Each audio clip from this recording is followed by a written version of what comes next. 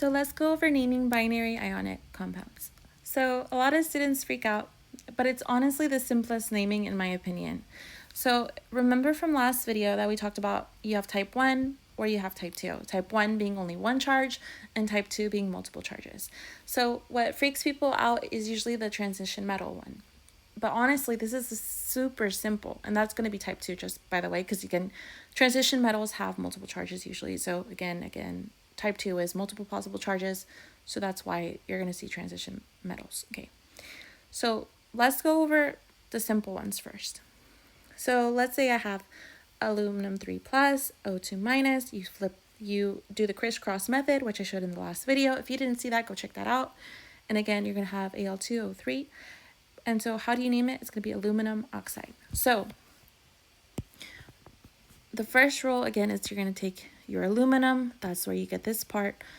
You're not going to write, again, and then you take the oxygen. Again, you're not going to write oxygenide, oxide. So again, remember that you have to go with the name and you add IDE at the end.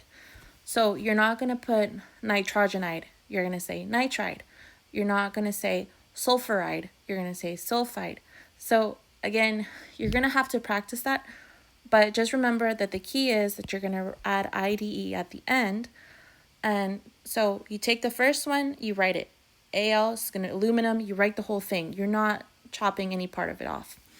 But then for the anion, you're going to take that first part. For example, again, you're not going to write oxygen, you're just going to write ox. And then you're going to add the ending of IDE.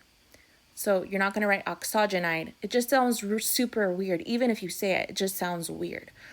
Again, if this was nitrogen, you're not going to write nitrogenide. That just sounds really weird. So you're going to take out that ogen or ygen. So it's going to just be oxide or nitride. Okay, and again, that's going to just take practice. So let's do another one. So again, you have lithium sulfide. You're not going to write lithium sulfuride. You're going to write lithium sulfide. So you take off that UR and then you replace it with IDE. Again, you had lithium, so you write lithium. You're going to take sulfur, you're going to take off that part that makes it sound weird, like, again, the UR. And then you're just going to add your IDE. Next one, barium. You write out barium. You're not going to write chlorinide. That just sounds super weird. You're going to write chloride. Again, it's going to take practice for you to hear how it would sound correct, but honestly, it just sounds weird. Even to me now, like, it just sounds super off.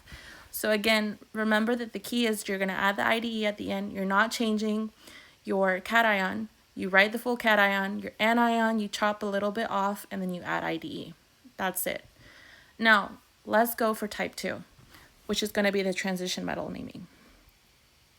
So if you look at it, let's say I only give you this Cr2O3. What trips students up is that they're going to be like, oh, it's going to be chromium 2 oxide. No, remember that you had your crisscross. It had to come from somewhere, remember?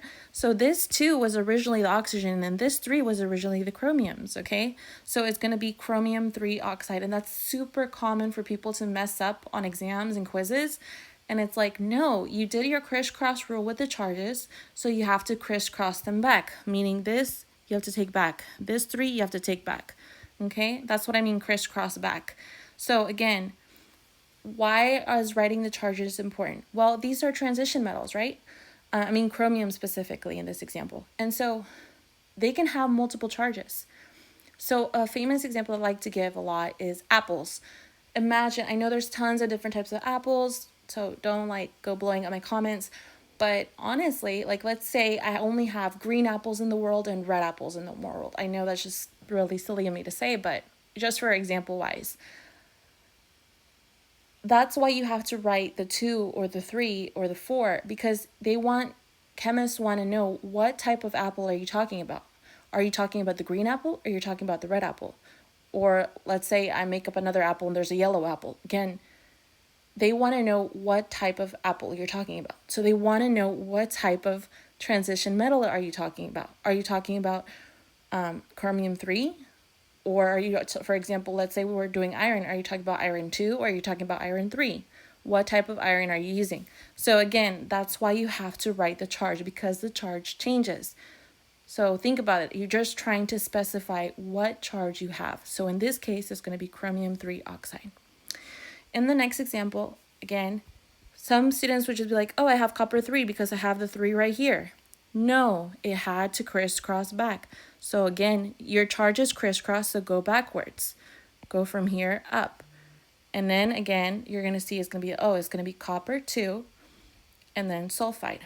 Again, it's super similar to type 1, but this time you're writing the charge. And now for the last one. Let's say, again, you have cobalt.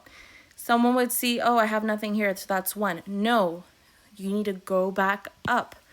Crisscross back. Crisscross back. So you originally had cobalt 2 chloride. I hope this helps with some of the confusion with naming binary ionic compounds, but honestly, it's super, super simple. You write your metal, and then you write your part of the non-metal, slice a little bit off for sound purposes, add IDE. It's going to be the same for type 2, except you have to write your charge. Because again, are you talking about a green apple or a red apple in the apple example? Again, do you have your charge? Is it 2? Is it 3? Is it 4? What type of charge is it? That's why you have to write it down. That's why you have to specify it.